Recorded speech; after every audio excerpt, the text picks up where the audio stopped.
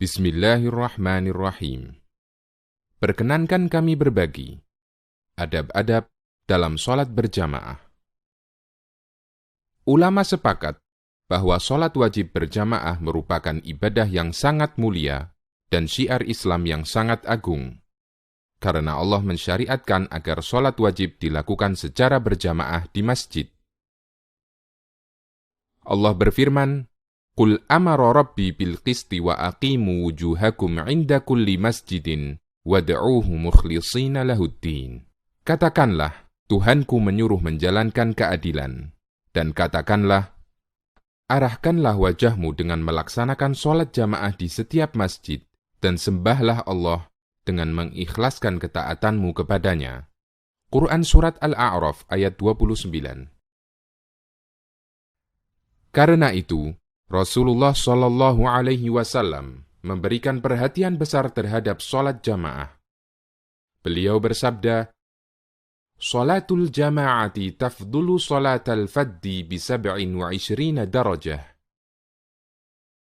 Sholat jamaah lebih utama dibandingkan sholat sendirian dengan 27 derajat. Hadis riwayat Bukhari dan Muslim. Bahkan beliau merasa kehilangan ketika ada sahabat yang tidak ikut sholat berjamaah. Ubay bin Ka'ab radhiyallahu anhu menceritakan, suatu hari ketika Rasulullah Shallallahu Alaihi Wasallam mengimami sholat subuh, beliau bertanya kepada para makmum, apakah si A datang? Apakah si B hadir? Beliau menyebutkan beberapa orang munafik. Kemudian beliau bersabda, sesungguhnya shaf pertama itu seperti shaf para malaikat. Andai kalian tahu keutamaannya, kalian akan berebut untuk mendapatkannya. Hadis riwayat Abu Dawud, An-Nasai, dan disahihkan oleh Al-Albani. Agar sholat jamaah kita lebih sempurna, Rasulullah Shallallahu Alaihi Wasallam mengajarkan berbagai macam adab. Di antaranya, pertama, apabila kita telah masuk masjid, dianjurkan mendekat ke sutroh untuk melaksanakan sholat sunnah tahiyatul masjid atau sholat sunnah qobliyah. Rasulullah Shallallahu Alaihi Wasallam bersabda, "Idza dakhala ahadukumul masjida falyarka' raka'ataini qabla an yajlisa." Apabila kalian masuk masjid, lakukanlah sholat 2 rakaat sebelum duduk. Hadis riwayat Bukhari dan Muslim. Kedua, jika waktu iqamah masih lama, duduklah dengan tenang menghadap kiblat dan perbanyak membaca doa, karena doa antara adzan dan iqamah tidak tertolak. Rasulullah Shallallahu Alaihi Wasallam bersabda, "La yuraddu du'a'u bainal adani wal iqamah." Doa antara adzan dan iqamah tidak ditolak. Hadis riwayat Abu Dawud, Tirmidzi, dan disahihkan oleh Al-Albani. Ketiga, jika iqamah dikumandangkan, sementara Anda sedang sholat sunnah dan tidak memungkinkan untuk segera diselesaikan, maka batalkan sholat sunnah dan bergabunglah di shaf untuk melaksanakan sholat wajib. Rasulullah Shallallahu Alaihi Wasallam bersabda, "Idza uqimatis sholatu, fala sholata illa al-maktubah." Apabila iqamah telah dikumandangkan, maka tidak ada sholat kecuali sholat wajib. Hadis riwayat Muslim. Keempat, pastikan semua yang mengganggu telah Anda singkirkan, karena kita dituntut untuk khusyuk ketika sholat. Di antaranya, dengan mematikan bunyi HP. Nabi SAW bersabda, "Inna fis sholati la syughla." Sesungguhnya dalam sholat itu sudah banyak kesibukan. Hadis riwayat Bukhari dan Muslim. Orang yang sholat, dia disibukkan dengan merenungi bacaan-bacaan sholat dan gerakan-gerakannya. Karena itu, jangan sampai kesibukan dalam sholat tersebut ditambah lagi dengan kesibukan yang tidak bermanfaat.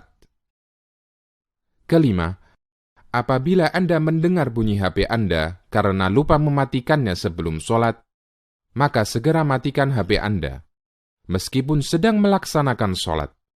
Dan gerakan semacam ini tidak membatalkan sholat, karena gerakan ini dibutuhkan.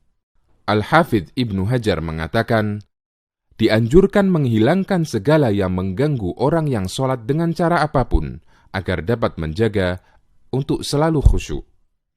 Keenam, pastikan shaf sholat rapat dan lurus. Merapatkan dan meluruskan shaf sholat berjamaah hukumnya wajib. Imam bertanggung jawab memerintahkan makmum untuk merapatkan dan meluruskan shaf mereka.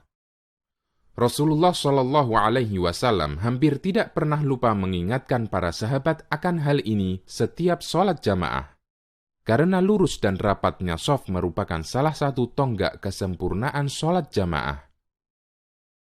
Rasulullah Shallallahu Alaihi Wasallam pernah memerintahkan para sahabat, "Sawwu sufufakum fa inna taswiyatas shaffi min tamamis shalah." Luruskan shaf kalian, karena meluruskan shaf bagian dari kesempurnaan sholat. Hadis riwayat Muslim. Beliau juga memerintahkan agar jamaah merapatkan shaf dan tidak meninggalkan celah dalam shaf, karena adanya celah akan ditempati setan.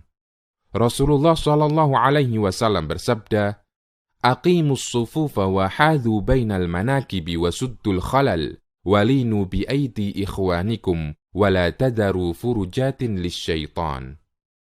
Luruskan shaf, rapatkan pundak, dan tutup celah. Perlunak pundak kalian untuk saudaranya, dan jangan tinggalkan celah untuk setan. Hadis riwayat Abu Dawud dan disahihkan oleh Al-Albani. Ketujuh, ikuti semua gerakan imam. Tidak boleh mendahului atau terlalu telat dari gerakan imam. Rasulullah Shallallahu Alaihi Wasallam bersabda, "Imam ditunjuk untuk diikuti makmum. Karena itu, janganlah menyelisihi imam. Apabila dia rukuk, maka rukuklah. Apabila dia i'tidal, ucapkan Rabbana lakal hamd. Dan apabila sujud, maka sujudlah."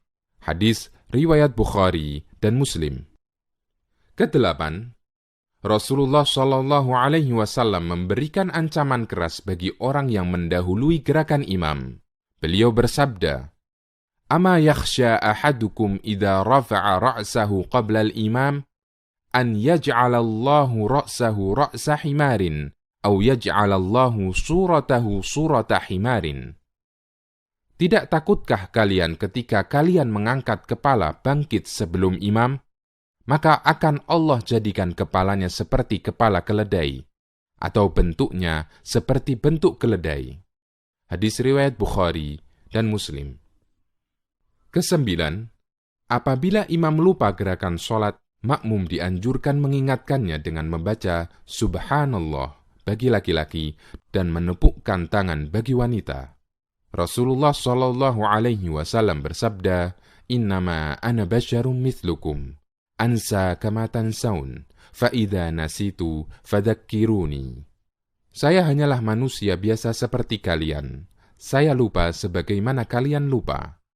Apabila saya lupa, ingatkanlah saya. Hadis riwayat Bukhari dan Muslim. Nabi Shallallahu Alaihi Wasallam juga bersabda, "Man nabahu syai'un fi salatihi falyaqul subhanallah." Siapa yang mengalami sesuatu dalam sholatnya, hendaknya dia mengucapkan subhanallah. Hadis riwayat Bukhari dan Muslim. Semoga kita dimudahkan untuk selalu istiqomah dalam menjalankannya.